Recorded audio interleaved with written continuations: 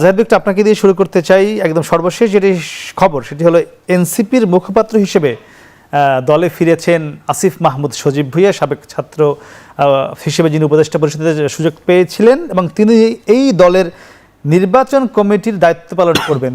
তবে নির্বাচন করছেন না, যদিও তিনি 2টি আসন থেকে মনোনয়ন নিয়েছিলেন, জমা দিয়েছিলেন কিনা সেটি আর এখানে প্রশ্ন নেই, যেহেতু তিনি নির্বাচন করছেন না। কেন তিনি নির্বাচন করছেন না? ধন্যবাদ। অনেকগুলো কথা আছে, মেইন স্ট্রিমের নিউজ আছে, একটু নিউজ দিয়ে শুরু করি। কয়েকদিন আগে একটা প্রতিষ্ঠিত জাতীয় দৈনিক একটা নিউজ করেছে, 2 ছাত্র উপদেষ্টা যারা সর্বশেষ ছিলেন, জনাব আসিফ মাহমুদ সজীব ভুঁইয়া, মাহফুজ আলম, এই দুজন যুক্ত করি, তারা কিন্তু উপদেষ্টা থেকে পদত্যাগ করেছিলেন, নির্বাচন করবেন এজন্যই, কারণ বলা হয়েছে যে এই উপদেষ্টা পরিষদে থেকে নির্বাচন করা যাবে না। এটারও বাইরে ব্যাপার আছে। জনাব মাহফুজ আলম, আমরা এটাও পত্রিকা পেয়েছি, উনি নির্বাচন না করে আর করার শর্তে থেকে যেতে চেয়েছিলেন, কিন্তু তাকেও থাকতে দেওয়া হয়নি। মানে ডক্টর ইউনূসের সরকার মনে করেছে ছাত্ররা থেকে যাওয়া নিরপেক্ষতাকে প্রশ্নবিদ্ধ করবে, এবং এটার স্বীকৃতি জনাব মাহফুজ দিয়েছেন। আমি ওই জায়গায় আসবো। তো এই দুইজনের ব্যাপারে জামায়াতে ইসলামের শক্ত রিজার্ভেশন আছে, এরকম একটা আলাপ এসছে মানে একদম মেইন স্ট্রিম একটা পত্রিকায়। জনাব আসিফ মাহমুদ সজীব ভুঁইয়া দুর্নীতি করেছেন কিনা, করলে কতটুকু করেছেন, ইজ এ ডিফারেন্ট ডিবেট, কিন্তু উনি বিতর্কিত হয়েছেন এবং পলিটিক্সের পারসেপশন ম্যাটার্স। আর জনাব মাহফুজ আলম বিশেষ করে মওদুদিবাদ এবং জামায়াতে ইসলামী নিয়ে একাধিক স্ট্যাটাস দিয়েছেন, যেটা জামায়াতে ইসলামীকে ক্ষুব্ধ করেছে। শর্ত দিয়েছে কিনা জানি না, জামাতকে ক্ষুব্ধ করার মতো স্ট্যাটাস তিনি দিয়েছেন ফর শিওর। এখন যেটা দাঁড়ালো, এই দুইজনকে যদি নমিনেশন জামাত দিতে না চায় তাহলে নির্বাচনে না যাওয়া তাদের জন্য ভালো।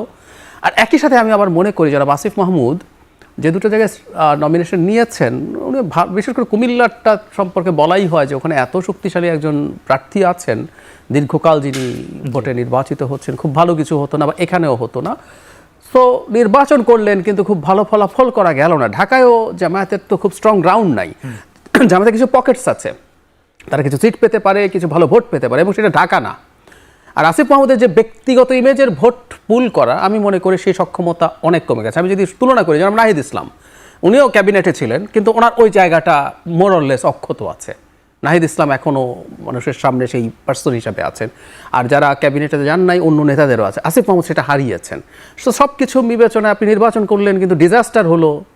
এটার চাইতে না করা ভালো, একটা ভালো পদ নিয়ে থাকা ভালো। এখানে একটু যোগ করি, আমিও একটু বলছি, একটা বলে রাখা ভালো। আমরা দীর্ঘদিন থেকে একটা কথা বলছিলাম যে এই 2 উপদেষ্টা খুব অ্যাক্টিভলি এনসিপির সাথে জড়িত আছেন। যেন মাহফুজ আলম গতকাল একটা স্টেটাসে দ্ব্যর্থহীন ভাষায় স্বীকার করেছেন 1.5 বছর থেকে কিভাবে তিনি এনসিপিকে গ্রুম করার চেষ্টা করেছেন, কিভাবে তাদের পলিসি সহ বিভিন্ন জায়গায় সাহায্য করেছেন, অ্যাক্টিভলি পেরে ওঠেন নাই। উনি এক ধরনের দুঃখ দেখেছেন।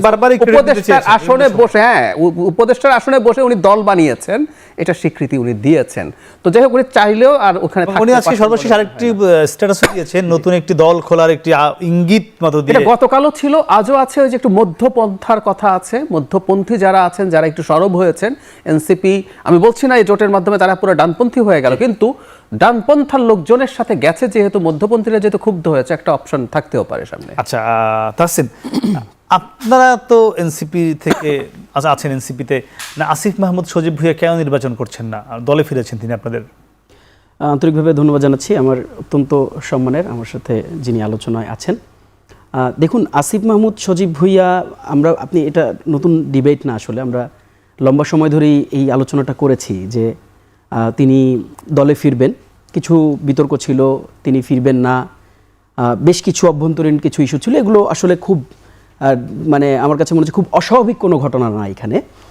তো আসিফ মাহমুদ সজীব ভুঁইয়া পদত্যাগ করেছিলেন নির্বাচনকে কেন্দ্র করেই, এবং পরবর্তী সময়ে আমাদের সাথে স্পেশালি দলের আহ্বায়ক এবং আমাদের অন্যান্য যেই লিডারশিপ আছে তাদের সাথে ক্রমাগত আলোচনার মাধ্যমে আমাদের কাছে একটা পর্যায়ে এসে মনে হয়েছে যে যখন দলের একেবারে পুরো টপ অর্ডার তারা যখন নির্বাচনী মাঠে থাকবে এবং পুরোটা সময় জুড়ে যখন গণসংযোগ থেকে শুরু করে এই নির্বাচনকে সাকসেসফুলি এক্সিকিউট করা, এটা একটা বড় কর্মযজ্ঞ।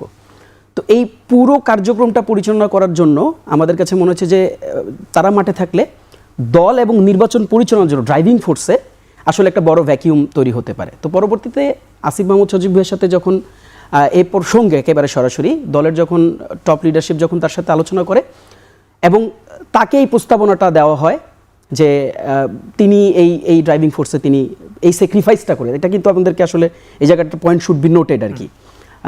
এই স্যাক্রিফাইসটা তিনি দলের জন্য করবেন কিনা, বৃহৎ স্বার্থে এনসিপির জন্য করবেন কিনা, তিনি কিন্তু এই ত্যাগটা স্বীকার করেছেন।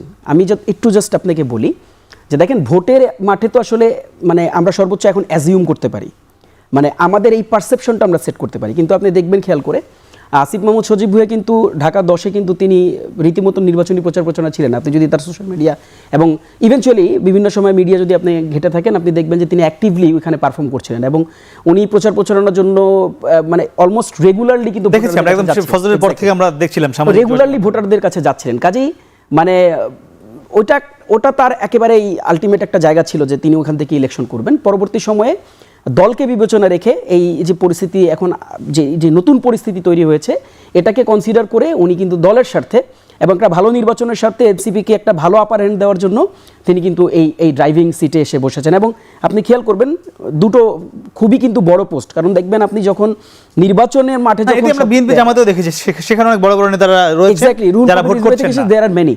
এবং যখন মুখপাত্র বলা হচ্ছে এবং তাকে নির্বাচন পরিচালনা কমিটির প্রধান বলা হচ্ছে, কাজেই এখন থেকে কিন্তু মিডিয়া কমিউনিকেশন থেকে শুরু করে আপনার আদার পিআর স্ট্র্যাটেজি থেকে শুরু করে সব কিছুই মানে এই পুরো একটা বিরাট কর্মযোগ্য তার হাতে। আমার কাছে মনে হয় যে মানে এটা নির্বাচন করা থেকে খুব একটা কম কিছু না কিন্তু, কারণ তিনি নতুন করে দলে এসেছেন, এতদিন দলে ছিলেন না, এখন যে লেভেল ইন্টারাকশন তার দলের কর্মীদের সাথে হবে, এটা একটা বড় কথা বলছিল যে ডানপন্থা হওয়ায় অনেক মধ্যমপন্থার নেতারাও যেতে চাচ্ছেন না সঙ্গে এই সমঝোতায়। মানে শুধু কি ডানপন্থীর লোকজনই এই যে সমঝোতাটি হলো জামাতের সঙ্গে তারাই যাচ্ছে নাকি মধ্যমপন্থার লোকজন যাচ্ছে? না দেখেন, এইখানে একটা খুবই সিগনিফিক্যান্ট ঘটনা আপনাদেরকে কনসিডার করতে হবে। ওয়েন ইউ উইল কনসিডার এই পার্টিকুলার জোটকে যখন আমরা ডানপন্থা হিসাবে কনসিডার করবেন, আপনি তখন কর্নেল অলি সাহেবকে কি দিয়ে কনসিডার করবেন?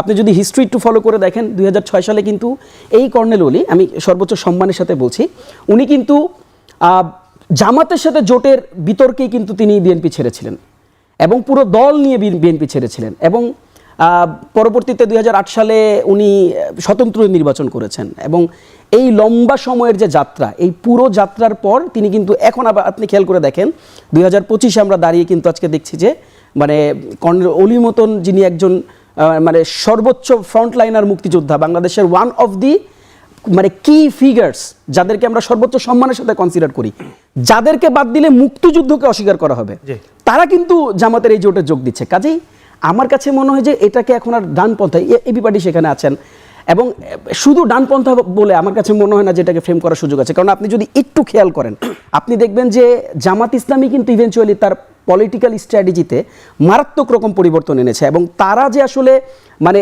একটা সেন্ট্রিস্ট পলিটিক্স তারাও বাংলাদেশে করতে চায় এবং ডিফারেন্ট অ্যাপ্রোচে ডিফারেন্ট ওয়েতে তারা যে করতে চায়, এ ধরনের কিন্তু একটা মেজাজ আমরা দেখতে পাচ্ছি ইদানিংকালে। কাজেই আমাদের কাছে মনে হয় না যে এটা একেবারে ফার রাইটিস্ট কোনো পার্টি বা ফার রাইটিস্ট কোনো উইং বা কোয়ালিশন, রাদার আমাদের কাছে মনে হয়েছে যে না, তাদের সাথে একটা মানে একটা মাঝামাঝি জায়গায় থেকে কথা বলার একটা সুযোগ এখন আছে ভোটের মাঠে। জি।